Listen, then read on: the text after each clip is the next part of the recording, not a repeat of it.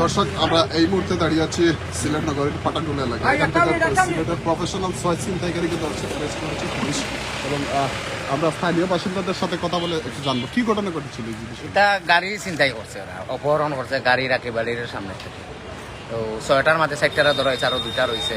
গাড়ির মালিকে আজকে ওই দিন ধরে রিকোয়েস্ট করেন তারা গাড়িগুলা দেন, ওই কারণে এখন থানার আইনের আশ্রয় নিয়ে শনাক্ত করা হয়েছে তাদের। আমরা এই মুহূর্তে আটক করে পুলিশ নিয়ে গেছে।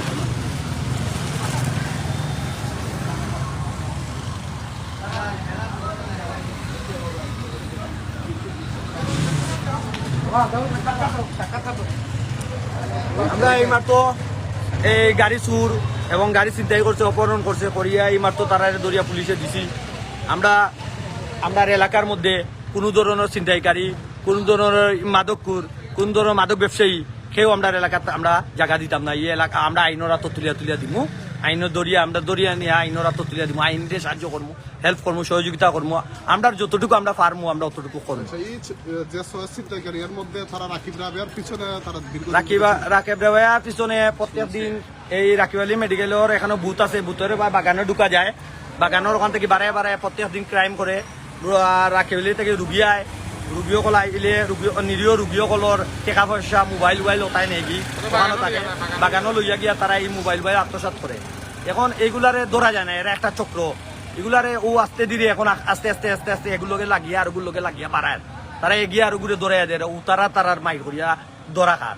এখন আমরা চাইরাম আইনরা তো আমরা আইনে হেল্প করতাম, আমরা এইগুলারে আমরা ওয়ার্ডটাকে করতাম, বিনিশ করতাম।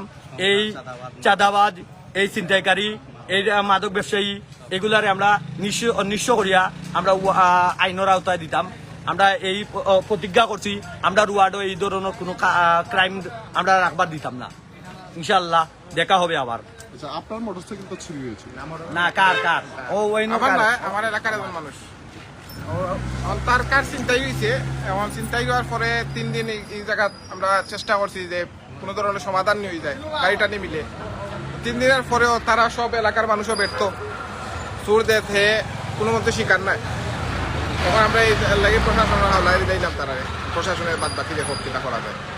আপনার গাড়িটি কিভাবে চিন্তাই হয়েছে? এবং চিন্তাই হয়েছে আপনার তো আমি গাড়ির ওয়ার্কশপ থেকে নিয়ে আইছি, আমার ড্রাইভারে নিয়ে আইছে পাঠানটুলা, তারা থাকবো ধরছে ড্রাইভারের খেদায়া তার স্টারিং উঠিয়া সাফিয়ানে ওদিকে গুয়াবাড়ির দিকে নিয়ে আইছে। বাদে তার ড্রাইভারের সাথে ড্রাইভারের বাগনা ছিল, ওরা অপহরণ করে টিল্লার উপরে নিয়ে 2-3 দিন রাখছে। রাখার বাদে তারপরের দিন 3 দিন পরে আমি খবরটা পাইছি, ভাইয়া তারপরে আমি ও তদন্ত লইলাম। তারা যেন চিন্তাই করছে, নাম বলছে সাফিয়ান, আরো কয়জনের নাম বলছে বাক্কা অজ্ঞাত করছে। আবার আমার প্রথম বলছে গাড়ি ছাড়িয়া দিমু, টাকা দেন 50,000। আমি বললাম আমি এখানে 50,000 দিতাম। তারপরে আমার ড্রাইভারকে বলছে ঠিক আছে 50,000 লাগতো না, 10,000 দিয়ে দেয় আপাতত। আমি 10,000 দিয়ে দিছি ওদেরকে। 10,000 নেওয়ার পরে আমার গাড়ি ছাড়িয়া দেয় নাই। আচ্ছা, আরেকটা বিষয় হচ্ছে উল্টো আপনারা পুলিশ নিয়ে আসছেন, উল্টো তারা 999 ফোন দিয়েছে কিনা? জি ওইটা দিয়েছে, এটা কেন দিয়েছে আমি তো বলতে পারছি। তারার কথা হইলো তারা আমরা মাইদর করছি, আমরা তো প্রফেশনাল চোর তো, তারা মনে করে যে মানুষের খান্দার টাকাতে পুলিশের কাছে গেলে তারা সেফ।